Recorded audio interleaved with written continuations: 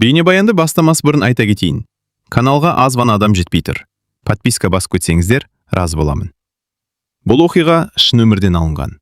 Жүрегіңізді тебірентетін, ойландыратын шынайы әңгімелерді осы видеодан тамашалаңыз. Күйеуім Ерланның вахтаға кеткеніне 2 айдан асып кеткен еді. Басында уақыт тез өтетіндей көрінген, бірақ күндер жылжыған сайын үй ішіндегі тыныштықта ауырлай берді.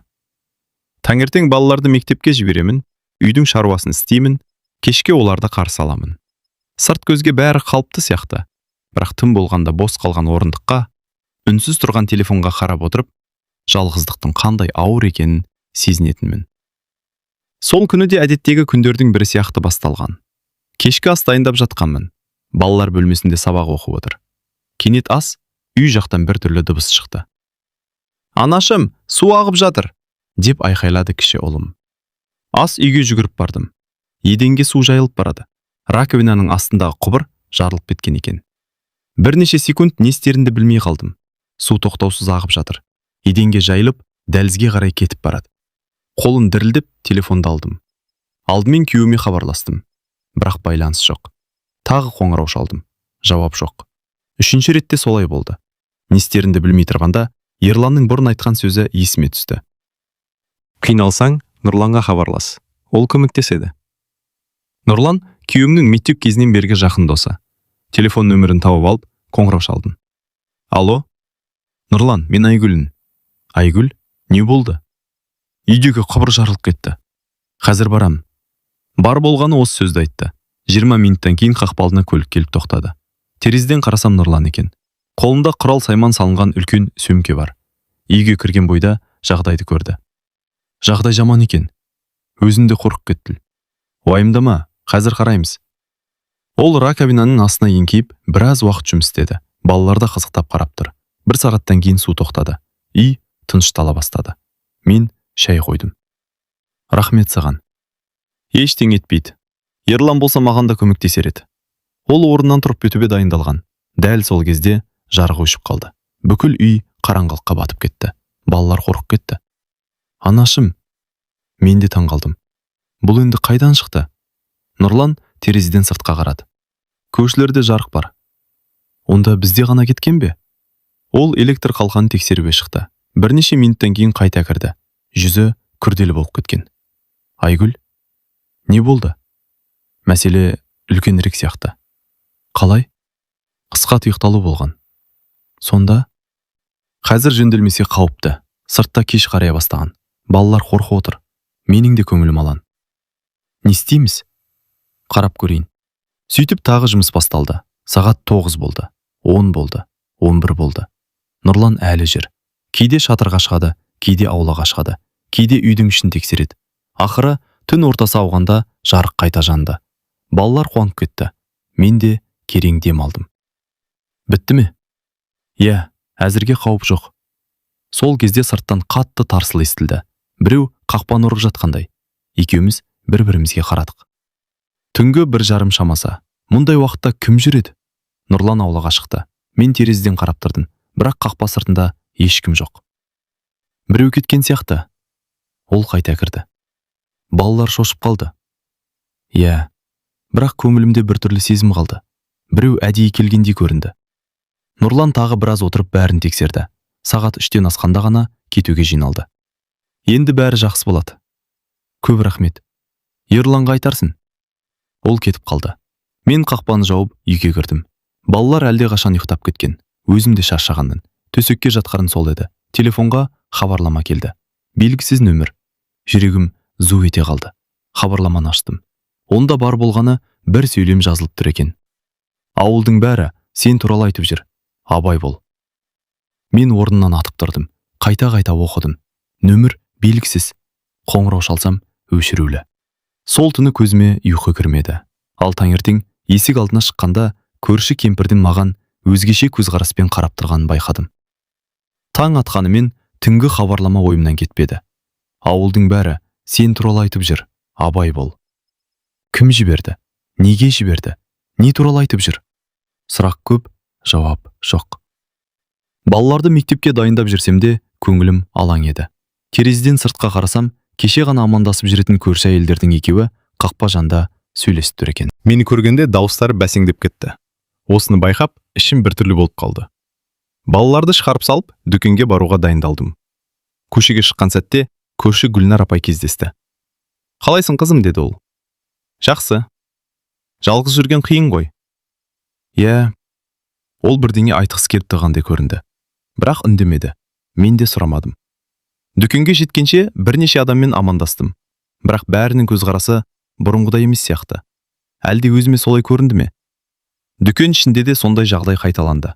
Сатушы әйел заттарымды есептеп жатып, «Кеше кешке үйінде қонақ көп болды ма?» деп сұрады. Мен таңырқап қалдым. «Қандай қонақ?» «Жоқ, жай сұрағаным ғой». Оның жүзі қызарып кетті. Сол кезде бәрін түсіндім. Әңгіме кеше түнде үйге келген Нұрлан туралы болып жатыр. Үйге ашумен қайттым. Телефонды алып Нұрланға хабарластым. «Алло, Нұрлан, ауылда өсек тарап жатыр». «Қандай өсек?» «Кеше түнде үйде болғаны туралы». Телефонның ар жағында үнсіздік орнады. Бірнеше секундтан кейін ғана сөйледі. «Мен соны күткенмін». «Не дейсің?» «Біреу әдейі қарап жүрген сияқты». «Неге олай айтасың?» «Кеше қақпа тарсылдағанда сырттан көлеңке көрдім». «Сонда біреу бақылап жүрген бе?» «Нақты білмеймін».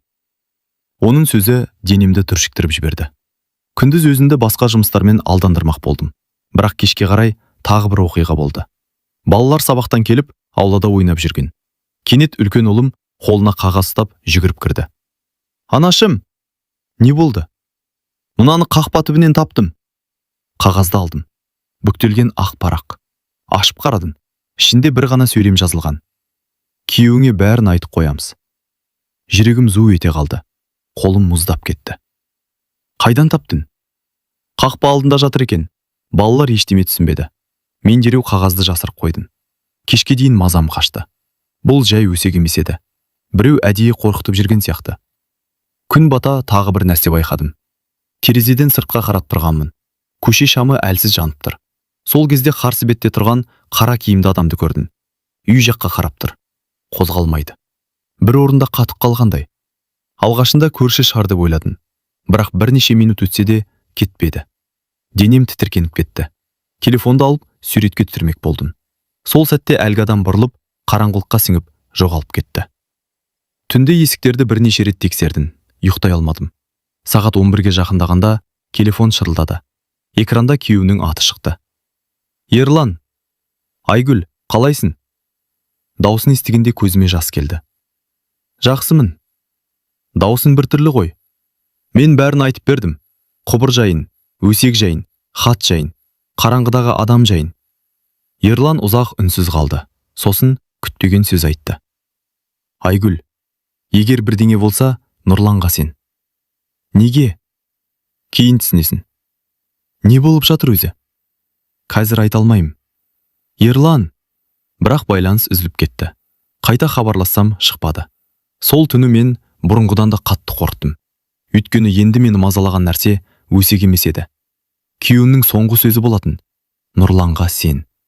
Ал неге олай айтқанын мен әлі білмейтінмін. Ерланмен болған қысқа сөйлесуден кейін көңілім мүлде тынышталмады.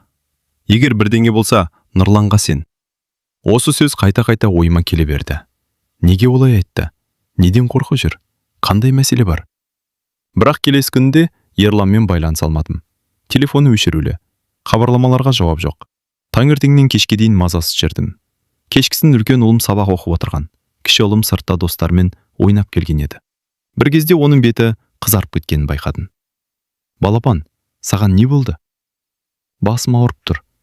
«Қолын ұстап едің, денесі оттай жанып тұр». Температурасын өлшедің, 39,4. Жүрегім су ете қалды. Үйдегі дәрілерді бердім, бірақ қызуы түспеді. Бір сағаттан кейін тіпті нашарлай бастады. Дем алысы ауырлап кетті. Түнгі сағат 11. Ауылдағы емхана жабық. Аурухана аудан орталығында. Көлік жоқ. Такси таппадым. Көршілердің ешқайсысы телефон көтермеді. Не істерімді білмей қалдым. Соңында амалсыз Нұрланға қоңырау шалдым. Ол бірден көтерді. «Не болды?» «Баламның қызуы қатты көтерілді». «Қазір шығам». 15 минуттан кейін қақпа алдына көлігі келіп тоқтады. Баламды көтеріп алып шықтым. Үлкен ұлымды көрші әжейге қалдырдым. Көлікке отырған соң аудан орталығына қарай жүрдік. Түн қараңғы. Көше бос. Тек көліктің жарығы ғана жолды жарып келеді. Біраз үнсіз отырдық. Сосын Нұрлан сөйледі. Ерлан хабарласты ма? Жоқ. Түсінікті. Оның даусы біртүрлі шықты. Сен бір нәрсе білесің бе? Қазір емес. Неге бәрің жұмбақ сөйлейсіңдер? Уақыты келгенде айтамын. Мен ашуланып кеттім. Мен кішкентай бала емеспін ғой. Білемін. Онда не болып жатқанын айт. Әзірге айта алмаймын. Сол сәтте артқы айнаға қарап отырған Нұрланның жүзі өзгеріп кетті. Не болды? Ештеңе емес. Бір нәрсе көрдің бе? Ол тағы айнаға қарады. Артымыздан көлік келе жатыр. Мен де бұрылып қарадым. Шынында алыстан екі шам көрінеді. Соған бола ма?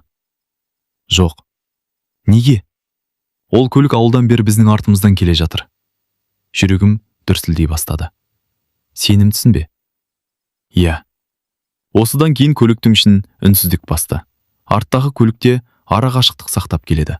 Озып кетпейді, қалып та қоймайды. Кек соңымыздан еріп келеді. 10 минут өтті, 20 минут өтті. Әлі солай. Менің қорқынышым күшейе түсті. Полицияға хабарласайық. Әлі ерте. Ерте дейсің бе? Сабыр сақта. Кенет Нұрлан көліктің жылдамдығын арттырды. Арттағы көлікте жылдамдай түсті. Енді күмән қалмады. Олар шынымен соңымыздан келе жатқан еді. Нұрлан, қорықпа. Бұлар кімдер? Білмеймін. Бірақ оның өзі де мазасыз екені көрініп тұрды. Бірнеше шақырым өткен соң Нұрлан кенет оңға қарай бұрып кетті. Ескі қосалқы жолға түстік. Арттағы көлікте бұрылды. Көрдің бе? Деді Нұрлан. Мен үнсіз бас изедім. Енді шынымен қорқынышты болды. Бірнеше минуттан кейін қарсы беттен үлкен жүк көлігі шықты. Сол сәтті пайдаланып Нұрлан тағы бір бұрылысқа кіріп кетті. Арттағы көлік жүк көлігіне бөгеліп қалды. Біз алға ұзап кеттік. 5 минуттан кейін артта ешқандай жарық көрінбеді. Құтылдық па? Әзірге иә. Мен терең дем алдым. Ауруханаға жеткенде баламды бірден қабылдады. Дәрігер тексеріп шықты. Бақытыма қарай ауыр нәрсе емес екен. Қатты соқ тиген. Қызуын түсіретін ем жасады. Түнгі 2 шамасында ауруханадан шықтық. Баламның жағдайы жақсарған. Мен де аздап тыныштала бастадым. Бірақ дәл сол кезде Нұрланға біреу хабарласты. Ол телефонға қарап қалды. Экрандағы нөмірді көргенде өңі бозарып кетті. Кім? Белгісіз нөмір. Көтер. Нұрлан қоңырауды қабылдады. Бірнеше секунд тыңдап тұрды. Сосын ештеңе деместен тұтқаны қойды. Не деді? Ол маған қарады. Көзінде бұрын көрмеген қорқыныш бар еді. Олар Ерланның қайда екенін біледі екен. Менің жүрегім тоқтап қалғандай болды. Не? Ауруханадан қайтып келе жатқанда да үнсіз отырдым. Бір жағымда қызуы түскен ұлым ұйықтап жатыр. Ал менің басында жүздеген сұрақ. Нұрлан, шындықты айтшы, дедім ақыра. Ол біраз үнсіз қалды. Айгүл, кей нәрсені Ерланның өзі айту керек еді. Бірақ ол жоқ қой. Білем. Онда сен айт. Нұрлан ауыр күрсінді. Ерлан соңғы 1 жылда қаржылық қиындыққа тап болды. Қандай қиындық? Қарыз. Мен аң-таң болып қалдым. Қарыз? Иә. Бірақ ол маған ештеңе айтқан жоқ. Саған уайымдамасын деген шығар. Жүрегім ауырып кетті. 15 жыл бірге тұрған адамым менен осындай нәрсені жасырғанына сенгім келмеді. Қанша қарыз? Нақты білмеймін. Нұрлан. Шамамен 10 миллион теңгеден асады. Мен сөйлей алмай қалдым. Мұндай ақшаны елестетудің өзі қиын еді. Ол ақшаны не істеген? Бір танысымен бизнес бастаймын деп кірген. Сонда серіктес алдап кеткен. Көлік ішін үнсіздік басты. Үйге жеткен соңда көзім ілінбеді. Таңға жақын ғана аздап мызғып кеткен екенмін. Бірақ таңертең тағы бір оқиға болды. Қақпа қағылды. Сыртқа шықтым. 2 бейтаныс ер адам тұр. Жастары 40-тардың шамасында. Қара киінген. Жүздері суық. Сіз Айгүл боласыз ба? Иә. Ерланның әйелі? Иә. Олар бір-біріне қарады. Күйеуіңіз қашан келеді? Жүрегім тағы да дүрсілдеп кетті. Неге сұрап тұрсыздар? Бізге керек еді. Қандай мәселе? Қарыз мәселесі. Мен үндемей қалдым. Демек Нұрлан өтірік айтпаған. Олар шынымен Ерлан істеп жүр. Біз ештеңе білмейміз. Бірақ біз білетіміз бар. Не? Ол бізден ақша алған. Мен ашуланып кеттім. Ол үйде жоқ дедім ғой. Онда табылған кезде айтыңыз. Олар бұрылып кетіп қалды. Бірақ қақпадан шығар алдында біреу тоқтады. Айтпақшы. Не? Біз ғана іздеп жүрген жоқпыз. Осы сөзді айтып кетіп қалды. Мен тұрған орында қатып қалдым. Күн бойы мазам болмады. Кешке қарай Нұрлан келді. Бәрін айтып бердін. Ол да қатты ойланып қалды. Жағдай нашарлап бара жатыр. Олар кімдер? Қарыз берген адамдардың бірі шығар. Ал біз ғана іздеп жүрген жоқпыз деген не? Мен де соны түсінбей тұрмын. Сол кезде үлкен ұлым жүгіріп кірді. Анашым, не болды? Біреу терезеге тас лақтырды. Екеуміз атып сыртқа шықтық. Ешкім жоқ. Бірақ жерде тағы да бүктелген қағаз жатыр. Қолым дірілдеп аштым. Бұл жолы бір ғана сөйлем емес еді. Қызыл қаламмен үлкен әріптермен жазылыпты. Ерлан қайтпаса, ақшаны сен төлейсің. Қаным басыма шапты. Балалар қорқып кетті. Менің де қорқынышым ашуға айнала бастады. Жетер енді. Нұрлан қағазды қолына алып ұзақ қарады. Сосын күтпеген нәрсе айтты. Айгүл, біз бір жерге баруымыз керек. Қайда? Ерланның бұрынғы серіктесіне. Ана алдап кеткен адамға ма? Иә. Неге? Өйткені бүкіл мәселенің түбі сонда сияқты. Сонда осының бәріне сол қатысы бар дейсің бе? Әзірге нақты білмеймін. Ол терең дем алды. Бірақ бір нәрсеге сенімдімін. Не нәрсеге? Біреу сендерді жай ғана қорқытып жүрген жоқ. Онда біреу Ерланды өте қатты іздеп жүр. Сол сәтте телефон шырылдады. Белгісіз нөмір. Жүрегім атқақтап кетті. Қоңырауды қабылдадым. Арғы жақтан бейтаныс ер адамның дауысы естілді. Айгүл? Иә. Ерлан туралы білгің келе ме? Менің қолым дірілдеп кетті. Сіз кімсіз? Бірақ әлгі адам басқа сөз айтты. Ерлан сен ойлаған жерде емес. Сосын байланыс үзіліп қалды. Бірнеше секунд телефонға қарап қатып қалдым. Нұрлан да жүзіме қарап тұр. Не деді? Мен естігенімді қайталап бердім. Ол ойланып қалды. Нөмірді қайта теріп көр. Қайта қоңырау шалдым. Бірақ телефон өшірулі. Тағы да. Нәтиже жоқ. Сол түні үйде ешкім дұрыс ұйықтамады. Балалар да соңғы күндері болып жатқан оқиғаларды сезіп жүрген. Үлкен ұлым бірнеше рет. Әкем қашан келеді? Деп сұрады. Ал мен нақты жауап бере алмадым. Келесі күні таңертең Нұрлан екеуміз Ерланның бұрынғы серіктесін іздеуге шықтық. Балаларды әпкеме қалдырдым. Серіктесінің аты Марат. Ол көрші ауданға көшіп кеткен екен. Үйін тауып барғанымызда есікті орта жастағы әйел ашты. Марат үйде ме? Әйел бізге таңырқай қарады. Сіздер кімсіздер? Ерланның таныстарымыз. Әйелдің жүзі бірден өзгеріп кетті. Марат бұл жерде тұрмайды. Қайда кеткен? Білмеймін. Қалайша білмейсіз? 3 ай бұрын кетіп қалған. Осы сөзден кейін біз бір-бірімізге қарадық. 3 ай бұрын. Дәл Ерланның проблемалары басталған уақыт. Байланыс жоқ па? Жоқ. Телефоны өшірулі. Үмітіміз үзілгендей болды. Бірақ кетер кезде әйел бізді тоқтатты. 1 минут. Иә. Соңғы кездері сіздер сияқты адамдар көп келіп жүр. Қандай адамдар? Маратты іздейтіндер. Жүрегім тағы шым ете қалды. Демек, алданып қалған жалғыз Ерлан емес. Кешке үйге қайтып бере жатқанда телефон шырылдады. Бұл жолы бейтаныс нөмір емес еді. Экранда вахта кеңсесі деп жазылып тұр. Қолым дірілдеп жауап бердім. Алло? Сәлеметсіз бе, Айгүл ханым? Иә. Біз Ерлан жұмыс істейтін компаниядан хабарласып тұрмыз. Сол сәтте жүрегім тарс тоқтағандай болды. Не болды? Арғы жақтағы әйелдің даусы ресми әрі салқын шықты. Соңғы күндері Ерлан жұмыс орнында болмаған. Қалайша болмаған? 3 апта бұрын жұмыстан сұранып кеткен. Мен не естігенімді түсінбей қалдым. Кешіріңіз, не дедіңіз? 3 апта бұрын. Бірақ ол маған күнде вахтада жүргенін айтты ғой. Өкінішке қарай біздің мәлімет бойынша ол объектіде жоқ. Телефон қолымнан түсіп кете жаздады. Нұрлан көлікті жол шетіне тоқтатты. Не болды? Мен әрең сөйлептімін. Ерлан. Не болды Ерланға?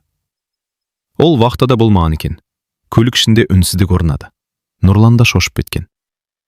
Бұл мүмкін емес. Компания солай деді. Бірнеше минут бойы ешқайсыны сөйлемедік. Менің ойымда тек бір сұрақ. Егер Ерлан вахтада болмаса, онда соңғы 3 апта бойы қайда жүрген? Кешке қарай тағы бір күтпеген жағдай болды. Қақпа алдына ақ түсті көлік келіп тоқтады. Ішінен костюм киген ер адам түсті. Қолында папка бар. Өзін таныстырды. Мен жеке тергеушімін. Тергеуші? Иә. Бізге не үшін келдіңіз? Ол папкадан бір суретті алып шықты. Суретті көргенде жүрегім зу етті. Суретте Ерлан тұр. Бірақ ол жалғыз емес еді. Қасында белгісіз ер адам бар. Екеуі қаладағы дәмханалардың бірінде отыр. Суреттің бұрышында күн көрсетіліп тұр. Бар болғаны 5 күн бұрын түсірілген. Бұл қайдан? Бізге тапсырыс берілген. Кім берді? Оны айта алмайын. Ерлан қайда? Біз де соны анықтап жатырмыз. Мен суретке қайта қарадым. Ерлан аман, тірі. Бірақ вахтада емес. Үйде де емес. Басқа жерде. Басқа адамдармен. Тек не үшін жүргенін ешкім білмейді. Тергеуші кетер алдында тағы бір сөз айтты. Айгүл ханым. Иә. Егер Ерлан сізбен байланысқа шықса, бірден хабар беріңіз. Неге? Ол біраз үнсіз қалды. Сосын жай ғана. Өйткені қазір оны тек қарыз берген адамдар ғана іздеп жүрген жоқ. Онда кім? Полиция да іздеп жүр. Осы сөзді айтып бұрылып кетті. Мен орнында қатып қалдым. Ал Нұрланның жүзі әп-сәтте бозарып кеткен еді. Мен де Нұрланда не айтарымызды білмедік. Ерланның қарызы бар екенін енді ғана білген едім. Енді оның вахтада болмаған анықталды. Үстіне полиция іздеп жүргені қосылды. Бір кезде өмірім өзім танымайтын бөтен адамдардың тағдырына айналып кеткендей еді. Сол түні көзіме ұйқы кірмеді. Таңға жоқ телефон шырылдады. Белгісіз нөмір. Бұрынғыдай қорықсам да бірден көтердім. Алло? Арғы жақтан таныс дауыс естілді. Айгүл. Денем дір ете қалды. Ерлан? Иә. Сен қайдасың? Тыңдашы мені. Жоқ, алдымен қайда жүргеніңді айт. Уақытым аз. Ерлан. Мен жақында бәрін түсіндірем. Бізді неге алдадың? Телефонның ар жағында үнсіздік орнады. Сосын ол ауыр күрсінді. Мен сендерді қорғағым келді. Өтірік айтпа. Шынымен. 3 апта бойы қайда жүрдің? Кейін айтам. Қазір айт. Маратты іздеп жүрдім. Мен аң-таң болып қалдым. Не? Ол көптеген адамды алдаған. Сонда ақшаны алып жоғалып кеткен. Ал сен? Мен ақшаны қайтаруға тырысып жүрмін. Жалғыз өзің бе? Жоқ. Қасындағы адам кім? Телефонның ар жағында тағы үнсіздік орнады. Ерлан жауап бермеді. Дәл сол сәтте байланыс үзіліп кетті. Қайта хабарластым. Өшірулі. Тағы жоғалып кетті. Келесі күні түске таман күтпеген қонақ келді. Бұл жолы полиция қызметкері еді. Ол сыпайы сөйлесті. Бірақ сұрақтар көп болды. Ерлан туралы, оның таныстар туралы, соңғы сөйлескен уақытымыз туралы. Әңгіме арасында маңызды нәрсе белгілі болды. Марат бірнеше адамның ақшасын алып кеткен. Тек Ерланның емес. Кем дегенде 10 шақты адамның. Сома 10 миллион теңгеге жеткен. Сонда Ерлан күдікті ме? Деп сұрадым. Жоқ. Онда неге іздеп жүрсіздер? Ол маңызды куәгер болуы мүмкін. Осы сөзді естігенде кеудемдегі ауыр жүк сәл жеңілдегендей болды. Ең болмаса қылмыскер емес. Кешке қарай тағы бір жаңалық шықты. Нұрлан келді. Қолында ескі папка бар. Мен бір нәрсе таптым. Не? Ол маған бірнеше қағаз көрсетті. Құжаттардың көшірмесі екен. Мараттың келісім шарттары, қолхаттар, төлем қағаздары. Солардың арасынан бір жазу көзіме оттай басылды. Бір телефон нөмірі. Нұрлан әлгі нөмірге қарап қалды. Бұл нөмір таныс. Қайдан? Есінде ме? Саған қоңырау шалып қорқытқанадан. Иә, нөмір соған ұқсайды. Жүрегім тағы дүрсілдей бастады. Сонда бәрі байланысты ма? Солай сияқты. Демек, хаттарды да солар жіберген бе? Мүмкін. Біреу әдейі қорқытып жүрген анық еді. Кеш бата есік қағылды. Ашсам, көрші Гүлнар апай тұр. Өңі ыңғайсыз. Айгүл, сөйлесейікші. Үйге кіргіздім. Біраз үнсіз отырды. Сосын күтпеген сөз айтты. Мен кешірім сұрауға келдім. Не үшін? Ауылдағы өсек үшін. Қандай өсек? Кеше емес, бұрынғысы. Не айтқыңыз келеді? Гүлнар апай төмен қарады. Біреу бізге әдейі жалған әңгіме таратқан. Кім? Нақты білмеймін. Не деп айтты? Нұрлан екеуің туралы. Мен ашудан демімді ішіме тарттым. Сонда бәрін әдейі ұйымдастырған ба? Иә. Неге? Сені жұрттан ұялтып жалғыз қалдыру үшін сияқты. Осы кезде бәрі өз орнына келе бастағандай болды. Хаттар, қорқытулар, өсектер. Бәрі кездейсоқ емес, біреудің жоспары. Сол түні сағат 11-лер шамасында тағы телефон шырылдады. Бұл жолы бейне қоңырау. Экранға қарадым. Жүрегім тоқтап қалғандай болды. Экранда Ерлан тұр. Шаршаған, арықтап кеткен. Бірақ аман, тірі. Айгүл. Көзіме жас келді. Қайдасың сен? Үйге қайтып келе жатырмын. Рас па? Иә. Бәрі бітті ме? Ерлан басын изеді. Негізгі шындық анықталды. Қандай шындық? Ол бір сәт үнсіз қалды. Сосын айтты. Марат табылды. Мен демімді ішіме тарттым. Сонда ертең бәрін білесіңдер. Ал сен? Ертең үйде боламын. Экрандағы бейне өшті. Мен орнында ұзақ отырдым. 2 ай бойы күткен адам ертең үйге қайтпақ. Бірақ оның айтпаған құпиялары әлде көп еді. Ерланның бейне қоңыраудағы жүзі көз алдынан кетпей қойды. 2 ай бойы сағындым. 2 ай бойы уайындадым. 2 ай бойы шындықты іздедім. Ал енді сол шындыққа бірнеше сағат қана қалған еді. Таңертең ерте ояндым. Балалар да ерекше көңіл күйде жүр. Үлкен ұлым қайта-қайта терезеге қарай береді. Әке, бүгін келе ме? Иә, балам. Нақты ма? Нақты. Ол қуанып кетті. Тіпті кіші ұлым да әкесінің келетінін естіп, бірнеше күннен бері алғаш рет күлімсіреген еді. Түске қарай аулаға көлік кірді. Жүрегім дүрсілдеп қоя берді. Есіктен Ерлан түсті. Шаршаған, арықтаған. Бірақ аман. Балалар жүгіріп барып құшақтады. Мен орнымнан қозғала алмай тұрдым. Бір жағынан қуаныш, бір жағынан реніш. Ерлан балаларды құшақтап болған соң маған жақындады. Айгүл, кір үйге. Дауысым салқын шықты. Ол бәрін түсінді. Үйге кірген соң дастархан басына отырдық. Нұрлан да келді. Барлығы үнсіз. Ақыры Ерлан сөз бастады. Мен сендерден кешірім сұраймын. Ешкім үндемеді. Мен өтірік айттым. Неге? Дедім. Себебі сендерді араластырғым келмеді. Біз бәрібір араласып кеттік қой. Ерлан басын төмен түсірді.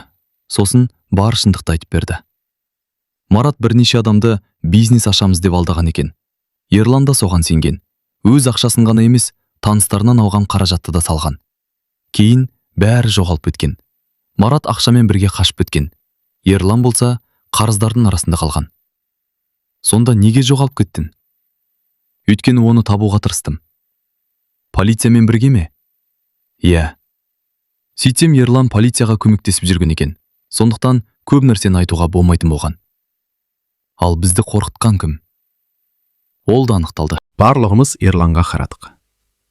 Мараттың туыстарының бірі. Не үшін?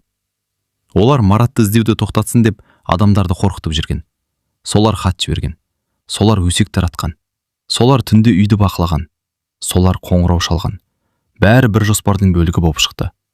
Мен ауыр дем алдым. Ақыры бәрі түсінікті болды. Бірнеше апта бойы мазалаған жұмбақтың жауабы табылды. Сосын мені көптен мазалаған сұрақты қойдым. Ал ең басындағы түн ше? Қай түн? Нұрлан таңға дейін үйде болған түн. Ерлан мен Нұрлан бір-біріне қарап күлді. Сол түні бәрі басталды ғой, деді Нұрлан. Иә, сөйтсен сол күні құбыр ғана жарылып қоймаған. Электр жүйесінде де үлкен ақау болған. Егер уақытында жөнделмесе, өрт шығуы мүмкін екен. Сондықтан Нұрлан таңға дейін кеткен жоқ. Ал біреу сырттан соны көріп, өсек шығарған. Сол өсек кейін үлкен мәселеге айналған. Мен басымды шайқадым. Бір қарағанда қарапайым түн сияқты көрінген. Бірақ дәл сол түн кейінгі барлық оқиғаның бастамасы болып шықты. Кешке қарай үй іші қайтадан бұрынғыдай жылына бастады. Балалар әкесімен ойнап жүр. Нұрлан да көңілді. Ал мен алғаш рет бірнеше аптадан кейін өзімді тыныш сезіндім. Күн батып бара жатқанда аулаға шықтым. аспан ашық. Самал желеседі.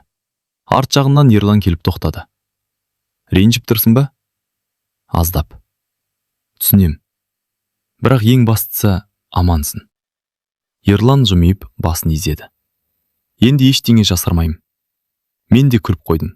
Өйткені кейде отбасы үлкен сынақтан өткен соң, бұрынғыдан да мықты бола түседі екен. Ал мен үшін сол сынақтың бәрі бір қарапайым оқиғадан басталған еді. Күйеуімнің досы таңға дейін ұйықтатпаған түннен. Соғ